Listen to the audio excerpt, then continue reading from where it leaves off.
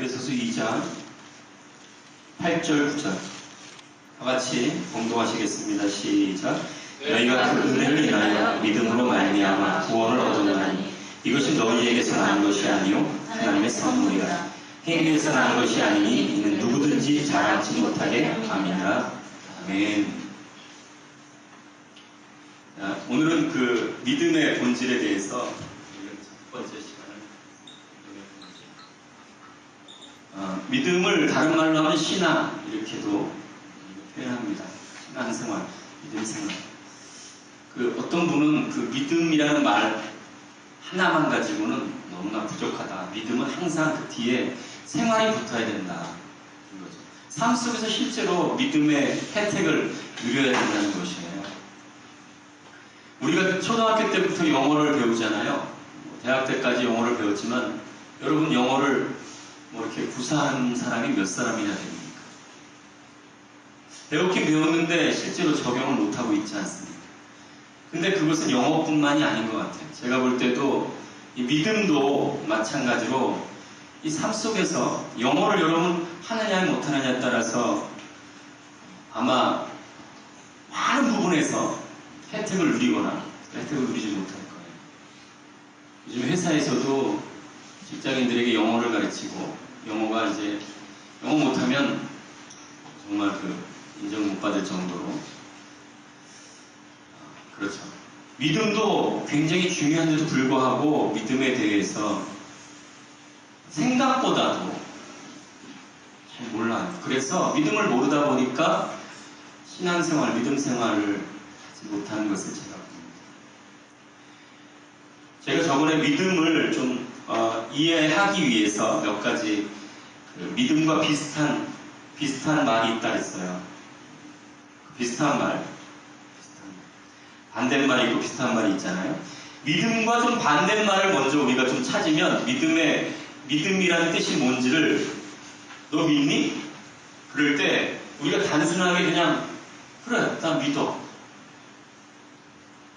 이렇게 대답하는 그 이유, 그 말 속에는 얼핏 들으면 그 믿음을 아는 것 같지만 그 믿어 그랬을 때 그 믿는다는 것이 무슨 의미인지를 정말 알고 했을까? 이렇게 생각해 볼 수 있어요. 믿음의 반대말은 뭐 같아요? 행위입니다, 행위. 믿음의 반대말이 행위예요. 믿음 생활 그러면 어떤 행위를 통해서 우리가 살아가는 것이 아니다. 그렇게 먼저 이해하고 계셔야 돼요. 믿음은 행위가 아니다.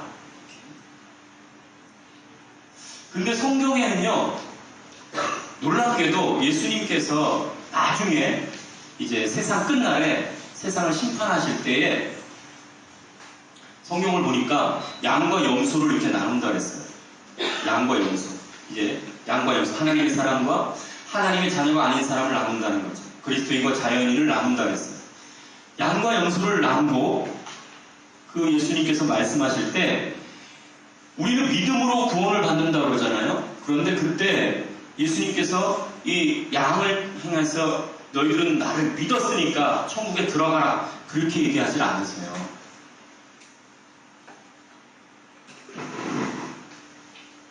우리 한번 성경을 잠깐 찾아보죠. 마태복음 25장 31절에서부터 46절까지 우리 교독으로 한번 제가 한 절 여러분이 한 절 이렇게 내용을 한번 살펴보시면서 읽어보겠어요. 마태복음 25장 31절 인자가 자기 영광으로 모든 천사와 함께 올 때에 자기 영광의 보좌에 앉으리니 모든 민족을 그 앞에 모으고 각각 분별하기를 목자가 양과 염소를 분별하는 것 같이 하여 양은 그 오른편에 염소는 왼편에 두니라. 그때 임금이 그 오른편에 있는 자들에게 이르시되 내 아버지께 복받을 자들이여 내 아버지 창세로부터 너희를 위하여 예비된 나라를 상속하라. 내가 줄일 때에 너희가 먹을 것을 주었고 목마를 때에 마시게 하였고 나그네 되었을 때에 영접하였고 벗었을 때 옷을 입혔고 병들었을 때 돌아보았고 옥에 갇혔을 때 와서 보았느니라. 이에 의인들이 대답하여 가로되 주여 우리가 어느 때에 주의 줄이신 것을 보고 공규하였으며 목마르신 것을 보고 마시게 하였나이까. 어느 때에 나그네 되신 것을 보고 영접하였으며 벗으신 것을 보고 옷을 입혔나이까. 어느 때에 병 드신 것이나 옥에 갇히신 것을 보고 가서 배웠나이까 하니니 임금이 대답하여 가라사대 내가 진실로 너희에게 이르노니 너희가 여기 내 형제 중에 지극히 작은 자 하나에게 한 것이 곧 내게 한 것이니라 하시고 또 왼편에 있는 자들에게 이르시되 저주를 받은 자들아 나를 떠나 마귀와 그 사자들을 위하여 예비된 영영한 불에 들어가라. 내가 죽을 때에 너희가 먹을 것을 주지 아니하였고 목마를 때에 마시게 하지 아니하였고 나그네 되었을 때 영접하지 아니하였고 벗었을 때에 옷 입히지 아니하였고 병들었을 때와 옥에 갇혔을 때에 돌아보지 아니하였느니라 하시니 저희도 대답하여 가로되 주여 우리가 어느 때에 주의 주신 것이나 목마르신 것이나 나그네 되신 것이나 벗으신 것이나 병드신 것이나 옥에 갇힌 것을 보고 공명하지 아니하였느니까. 이에 임금이 대답하여 가라사대 내가 진실로 너희에게 이르노니 이 지극히 작은 자 하나에게 하지 아니한 것이 곧 내게 하지 아니한 것이니라 하시니 저희는 영벌에 의인은 영생에 들어가리라. 네, 여기 보면 여러분 믿음으로 영생이나 영벌이 결정하는 것이 아니라 뭘로 결정돼요? 행위 뭘 했느냐에 따라서 결정하는 거예요. 자, 오늘 본문을 잠깐 여기를 들었으니까 이제 본문을 잠깐 가보세요. 본문을 잠깐 가셔서 너희가 그 은혜를 인하여 믿음으로 말미암아 구원을 얻었나니 이것이 너희에게서 난 것이 아니요 하나님의 선물이라 행위에서 난 것이 아니니 이는 누구든지 자랑치 못하게 함이니라 그랬어요. 여러분 믿음, 은혜, 하나님의 선물 어떻게 보면 같은 지금 줄기에서 말씀하고 계시는 거예요. 여러분과 제가 구원받은 것은 하나님의 은혜로, 하나님의 선물로 되었다는 거예요. 왜? 자랑하지 못하게 하시려고. 그런데 오늘 세상 끝날에 하나님께서 심판하실 때에는 놀랍게도 그들이 무엇을 했느냐에 따라서 심판을 받고 또 구원을 받는 것을 볼 수 있어요. 그러면 믿음과 행위는 어떠한 관계가 있을까? 어떠한 관계가 있을까? 우리가 믿음을 그때 비슷한 말을 한번 찾아보도록 하죠. 믿음을 제가 저번에 비슷한 말을 찾으면 첫 번째가 뭐라 그랬어요? 은혜라겠죠, 은혜. 은혜가 믿음과 굉장히 비슷한 말이다. 은혜, 하나님의 선물, 은혜. 자기의 노력이나 자기 행위가 아닌 것을 은혜라 그러죠. 두 번째는, 그러니까 좀 미리 알아주세요. 이 패턴 오늘이 첫 번째 가지고 할 때고, 다음 주는 그 다음 이렇게 순서대로 할 겁니다. 두 번째는 뭡니까? 보통 영접이라고 합니다. 영접. 믿음을. 세 번째는 순종이라고 합니다. 뭐 굉장히 많지만 대표적인 비슷한 말을 우리가 찾아보는 거예요. 네 번째, 뭐예요? 네? 역임이라고. 좀 우리가 구체적으로 한번 성경을 통해서 이 구체적인 내용들을 한번 살펴볼 겁니다. 자, 여기 이렇게 순서는 이런 식으로 우리가 진행될 거고요. 오늘은 이 믿음에 대해서, 이 은혜에 대해서, 믿음이 가장 가까운 은혜에 대해서 지금 우리가 좀 알아볼까 해요. 은혜라고 하신 은혜를 통해서 우리를 구원하셨다. 왜 그럴까? 왜 은혜를 통해서 우리를 구원하셨다고 말씀하냐면 오늘 여기 본문 보니까 9절 보니까 이는 누구든지 자랑치 못하게 함이니라. 자랑하지 못하게 하려고 그런다 했어요. 자, 보세요. 여러분, 아까 본문 우리가 읽어봤지만 예수님께서 세상 끝날에 양과 염소를 나눈 다음에 양들에게 너희는 아버지 하나님께서 너희들에게 주신 복을 받고 영생에 들어가라 그랬을 때 그들이 뭐라고 얘기했냐면 뭐라고 얘기했습니까? 우리가 어떠한 일을 한 적이 없다는 거잖아요. 너희들은 내가 줄였을 때 먹을 것을 주었다. 내가 갇혔을 때 나를 공개했다. 우리가 언제 그랬습니까? 자, 보세요. 여기 보니까 행위에서 난 것이 아니니 이는 누구든지 자랑치 못하게 함이니라. 실제적으로 구원받은 사람들은요, 자기가 그렇게 했으면서도 자기가 그렇게 한 것을 모르고 있어요. 왜 그럴까? 뭘까요? 자기가 착한 일을 했는데도 자기가 그 착한 일을 했는 것을 모르고 있다는 것이죠. 오히려 그런데 여기 보니까 염소 쪽에다가 너희를 염골에 들어가라 그랬을 때 염소 쪽은 우리가 언제 안 했습니까? 이건 뭡니까? 우리가 다 했는 걸로 알고 있는데라는 거죠. 참 독특하죠. 그렇죠?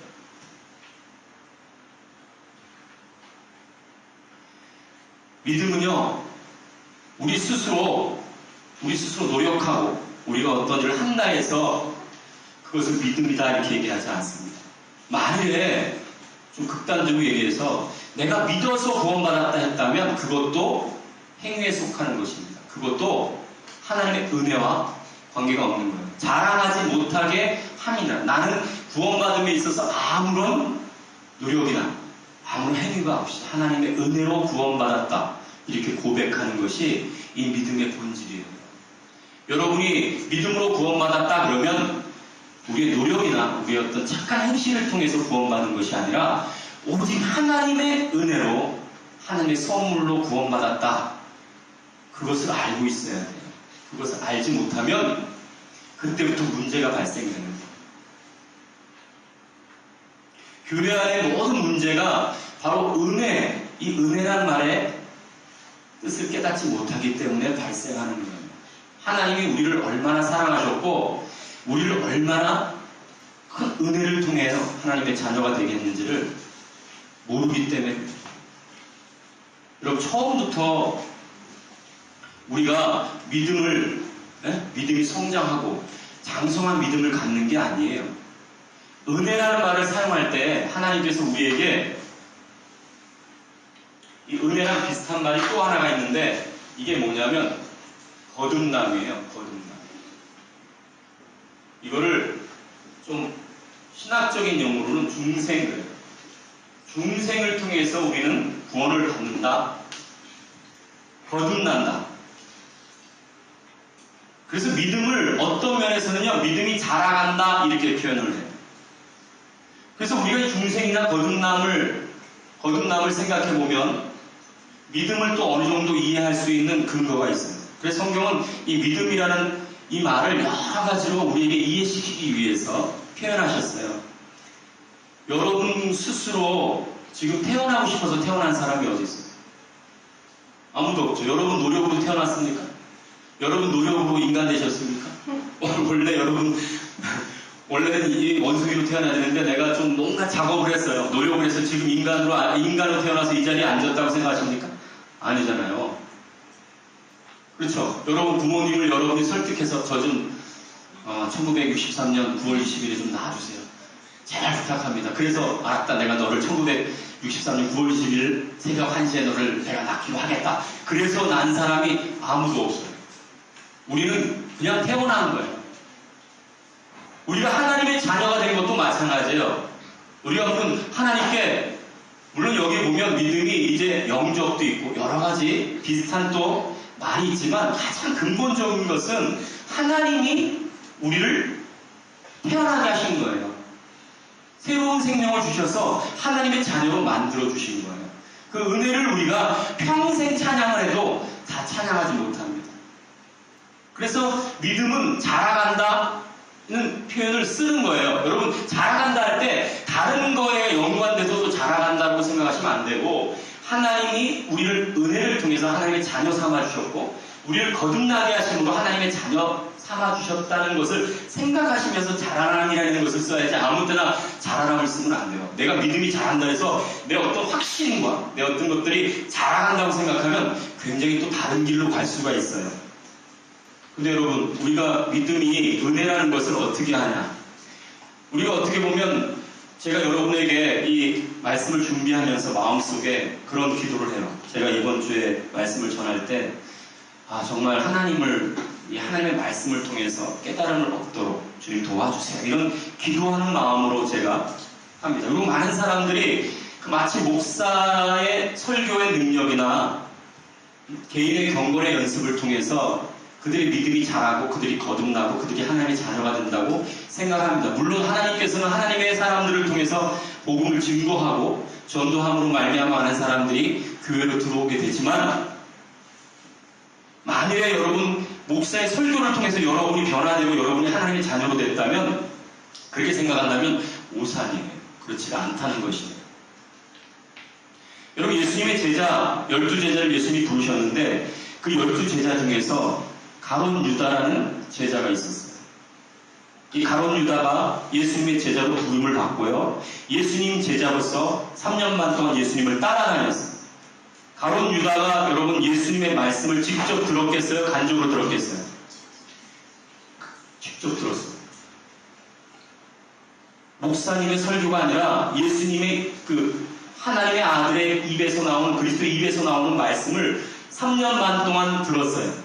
그리고 성경을 보니까 그가 돈꾀를 맡았다 그랬어요. 죄정을 맡았다는 거죠. 그리고요, 예수님이 실제로 죽은 사람을 일으키시고 병든 자를 일으키시고 예수님이 3년 반 동안 한 수많은 기적들을 눈으로 다 봤어요. 그런데도 불구하고 가룟 유다 어떻게 했습니까? 예수님을 떠났어요. 우리가 거듭나고 하나님의 자녀 된다는 것이 좋은 설교를 통해서 또 목회자가 좋은 행신이나 본을 보여가지고 하나님의 자녀가 된다고 생각하면 오산입니다. 여러분, 여러분과 제가 하나님의 자녀 된 것은 무한하신 하나님의 사랑에 의해서 된 것입니다. 믿으시기 바랍니다. 하나님의 사랑, 하나님의 은혜, 하나님이 그냥 거저 주신 것입니다. 그걸 통해서 하나님의 자녀가 된 거예요. 엄마 아빠가 신앙인이면 우리 아이들이 다 신앙인입니까? 그렇지 않습니다. 엄마 아빠가 신앙인이 아닌데도 불구하고 자녀가 신앙인인 경우가 있어요. 엄마 아빠가 목사인데, 집사인데, 장로인데도 불구하고 신앙을 전혀 안 갖는 사람들이 있어요. 많아요. 얘기를 들어보니까 저는 우리 삼촌도 목사고 누구도 목사예요. 우리 엄마 아빠, 우리 형, 우리 누나 다 교회 다니고 나만 안 다녀라는 사람 많아요. 하나님의 자녀가 되는 것은 하나님의 은혜예요. 하나님이 우리를 은혜로 거듭나게 하시고 하나님의 자녀 삼아 주신 거예요. 그럼 우리를 누가 키웁니까? 네? 목사님이 키웁니까? 네? 하나님이 하나님의 자녀를 누가 키워요? 하나님이 키우시잖아요. 하나님이 붙드시잖아요. 믿음은 내가 믿음으로 구원받았다. 그러면 그 말 속에는 하나님의 은혜로, 하나님의 열심으로, 내 능력이나 내 노력이 아닌 하나님의 선물로 구원받았다. 이렇게 고백을 하는 거예요. 저는 믿습니다. 그러면 그 믿습니다에 제일 먼저 그 마음 깊은 곳에서 이 믿음은 바로 하나님이 주셨고 하나님이 나를 구원하셨습니다. 할렐루야 라는 찬양이 들어가 있어야 돼요. 하나님이 여러분을 구원하셨기 때문에 그 사랑에서 끊을 수가 없는 거예요. 환난이나 핍박이나 천사들이나 권세자들, 죽음이나 그 어떤 것도 여러분과 저를 하나님에게서 분리할 수 없어요. 왜냐? 하나님이 여러분과 저를 구원했기 때문이에요. 오늘 이 본문을 다시 한번 읽어보죠. 에베소서 2장 8절 9절 다시 한번 같이 봉독하세요. 시작. 너희가 그 은혜를 인하여 믿음으로 말미암아 구원을 얻었나니 이것이 너희에게서 나는 것이 아니요 하나님의 선물이라. 행위에서 나는 것이 아니 이는 누구든지 자랑치 못하게 함이니라. 그래서 고린도전서 1장을 보면요, 너희들을 보라, 학벌 있는 자가 어디 있느냐? 뭐 돈이 많냐? 그렇지 않잖아. 너희 없는 것을 가지고 있는 사람들을 부끄럽게 하려고 하고, 너희의 무지함과 연약함을 가지고 지혜 있는 자를 부끄럽게 하려고 한다. 왜? 그 누구도 자랑치 못하게 하려고 하나님의 은혜, 하나님만을 자랑하고 하나님께 영광을 돌리게 하려고 라고 말씀하시는 거예요. 우리 로마서로 잠깐 가보세요. 로마서 3장으로 가보세요. 자, 26절, 27절, 28 우리 함께 공독하시겠어요? 시작. 곧 이때에 자기의 의로우심을 나타내사 자기도 의로우시며 또한 예수 믿는 자를 의롭다 하여 하심이니라. 그런즉 자랑할 때가 어디뇨? 있을 수가 없느니라. 무슨 법으로냐? 행위로냐? 아니라 오직 믿음의 법으로니라. 그러므로 사람이 의롭다 하심을 얻는 것은 율법의 행위에 있지 않고 믿음으로 되는 줄 우리가 인정하노라. 아멘. 율법의 행위로 의롭다함을 얻는 것이 아니라 믿음으로 된다. 다시 말하면 여기서 믿음은 어떤 뜻이에요? 은혜로 된다. 하나님의 선물이다. 하나님께서 여러분과 저를 하나님의 자녀 삼아주시고 거듭나게 하시고 예수 그리스도의 죽으심을 통해서 죄를 씻으시고 부활하심을 통해서 새 생명을 주신 거예요. 할렐루야. 우리 하나님을 찬양합니다. 하나님께 영광의 박수 돌립니다. 할렐루야. 근데 여러분, 그런데 심판 때는 하나님께서 믿음을 보지 않고 뭘 본대요? 행위를 본다는 거예요. 왜냐하면 이 믿음을 통해서 하나님의 자녀가 됐다면, 예수 그리스도의 생명으로 거듭났다면 행위는 그냥 나타나요? 억지로 해요? 그냥 나타난다는 거예요. 행위를 보면 그러니까 열매 그 열매를 보면 그가 누군지를 알 수 있다는 것이에요. 그러니까 행위는 구원의 방법이 아니라 뭐예요? 방법이 아니라 뭐예요? 구원의 뭐예요? 결과고, 결과를 열매라 그러죠. 열매. 구원의 결과예요. 여러분, 열매가 말이죠. 사과가 맺혀야 되는데, 거기 사과나무라고 얘기하는데, 뭐 붙었어. 사과나무. 대다 붙여놨는데, 거기 보니까 배가 열렸어. 사과나무의 배나무예요. 배나무지. 내가 하나님의 은혜로 하나님의 자녀, 내가 노력해서, 아니에요. 하나님의 은혜로 내가 하나님의 자녀가 됐다면, 내 얼굴에서, 내 표정에서, 내 눈빛에서 뭐가 나타나야 돼요? 여러분, 옆에 눈빛 좀 보세요. 옆에 사람. 보입니까? 하나님 눈빛이 보입니까? 옆에 있는 분에게 하나님 눈빛이 보여요? 왜 웃어? 너 안 보여? 보여야지. 보여야 되죠. 아니, 사과나무는 사과를 이렇게 돼 있어요. 그 나무를 보면, 그 나무, 여기 성경을 한번 찾아보시죠. 마태복음을 한번 가보세요. 예수님께서 그 말씀을 하셨어요. 예수님께서 처음 이제 공생애를 시작하시면서 설교를 시작하셨는데 그 설교 속에서 예수님께서 말씀하셨어요. 마태복음 7장 7절부터 자 16절부터 하죠. 시작. 그의 열매로 그들을 알지니 가시나무에서 포도를 또는 엉겅퀴에서 무화과를 따겠느냐. 이와 같이 좋은 나무마다 아름다운 열매를 맺고 못된 나무가 나쁜 열매를 맺나니 좋은 나무가 나쁜 열매를 맺을 수 없고 못된 나무가 아름다운 열매를 맺을 수 없느니라. 아름다운 열매를 맺지 아니하는 나무마다 찍혀 불에 던지우니라. 이러므로 그의 열매로 그들을 알리라. 행위를 통해서 구원받는 것이 아니라 행위를 보면 그 사람이 믿음이 있는가를 알 수 있다는 겁니다. 이것이 우리 자신을 돌아볼 수 있고요. 다른 사람을 알아볼 수 있는 거예요. 저 사람이 정말 그리스도인인지 그리스도인이 아닌지는 그 사람이 어떻게 살아가고 있는가를 보면 알아요.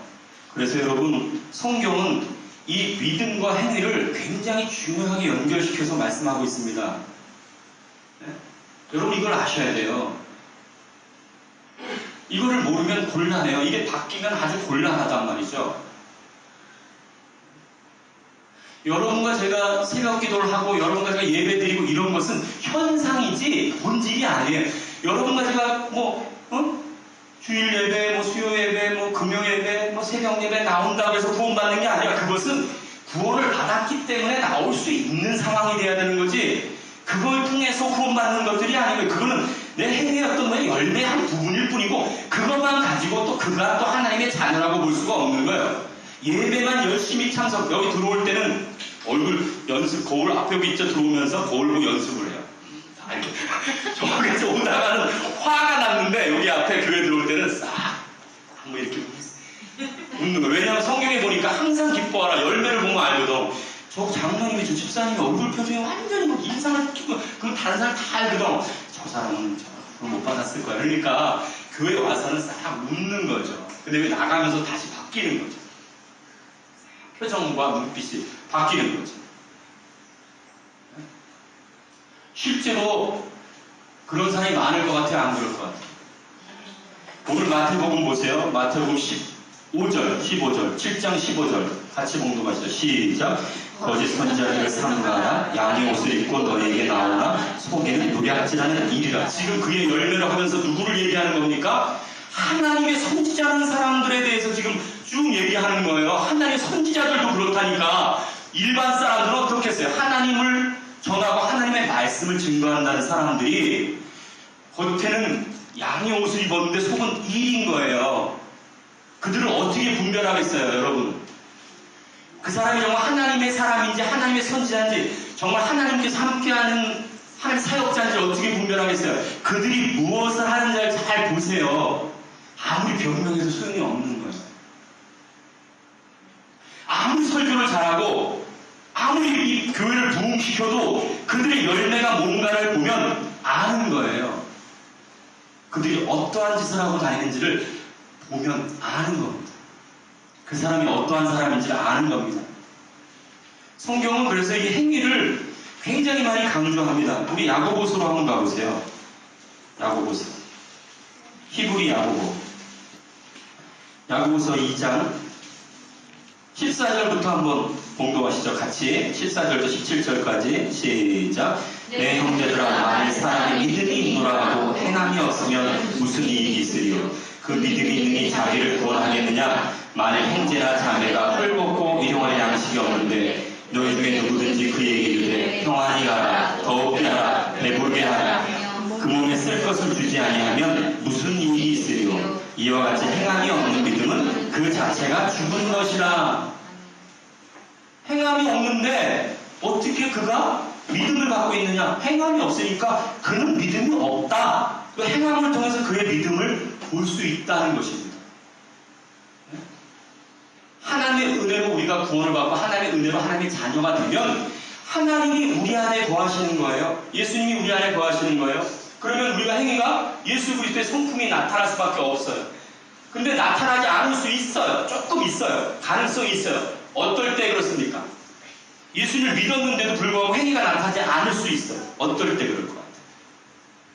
복잡할 거 없는데 분명히 예수님을 믿었는데도 불구하고 행위가 나타나지 않고 있어요. 예수님 믿었다고 하는데도 불구하고 매일 화내고 매일 짜증내고 매일 삶 속에서 환경에 시달리고 왜 그래요? 왜 그럴 것 같아요? 딱 하나밖에 없어요. 딱 하나. 어린아이기 때문에. 어린아이. 이 어린아이 지금 갓 태어난 거예요. 뭐가 뭔지도 몰라. 그런데 여러분 신앙생활을 10년 하고 신앙생활 20년 했는데도 불구하고 매일 어린아이 같은 사람이 있다니까. 아직도 열매가. 그런데요, 예수님께서 어딜 가다 보니까 무화과 나무가 있는 거예요. 굉장히 무성했어요. 예수님 배가 고프셨어요. 그래서 열매가 있나 봤더니 열매가 없는 거예요. 예수님께서 저주하셨어요. 그 나무가 시들어버렸어요. 베드로가 그 다음날 보니까 예수님께서 말씀하신 나무가 시들어버렸네요. 신앙생활을 굉장히 오래 해가지고 정말 겉은 정말 신앙인 같아. 하나님의 사람 같은데 열매가 없어요. 우린 이걸 통해서 우리 자신을 돌아볼 수 있어요. 내가 정말 하나님의 자녀인가? 26절도 한번 보세요. 26절. 2장 26절 시작. 영혼 없는 몸이 죽은 것 같이 행함이 없는 믿음은 죽은 것이니라. 행함의 중요성이 강조되고 있는 거예요. 성경은요, 우리에게 이 행함에 대해서 행함이 그 사람이 믿음이 있는지 없는지를 분별할 수 있는 유일한 것이라는 것을 계속 말씀하세요. 우리 몇 구절만 찾고 마치도록 하겠습니다. 계시록을 보세요. 요한계시록 20장 13, 14, 15 요한계시록 시작. 바다가 그 가운데서 죽은 자를 내어주고 또 사망과 음부도 그 가운데서 죽은 자를 내어주매 각 사람이 자기 행위대로 심판을 받고 사망과 음부도 불못에 던지우니 이것은 둘째 사망 곧 불못이라. 누구든지 생명책에 기록되지 못한 자는 불못에 던지우더라. 생명책에 기록되지 못한 사람이 뭡니까? 자기 행위가 열매로 나타나지 않은 사람들이에요. 고린도후서 가보세요. 고린도후서 5장. 고린도후서 5장 10절. 함께 봉독하시죠. 시작. 이는 우리가 다 반드시 그리스도의 심판대 앞에 드러나 각각 선악간에 그 몸으로 행한 것을 따라 받으려 함이라. 하나님의 심판 때에 반드시 서게 될 텐데 그때 그 행위를 보고 결정이 난다는 거 아니겠습니까? 여러분, 오늘 본문 보니까 믿음은 하나님의 은혜로 우리가 구원을 받는 건데 반드시 믿음으로 구원받은 사람들은 그 행위가 나타난다고 분명히 말씀하셨어요. 그리고 우리가 심판받을 때는 믿음으로 심판받는 것이 아니라 그 열매를 통해서 심판받는다 이렇게 말씀하셨어요. 자연인들은요, 영적인 것에 관심이 없어요. 그 영적인 것을 깨달을 수도 없다 그랬어요. 하나님의 사람들은 하나님의 말씀, 그 말씀이 너무나 소중하고 그 말씀이 관심의 대상이에요. 그래서 복이 있는 자는 그 율법의 말씀을 주야로 묵상하는 자로다. 항상 여러분 행위를 그 열매를 돌아보고 자신을 분별하시기를 주의 이름으로 축원합니다. 기도하겠습니다.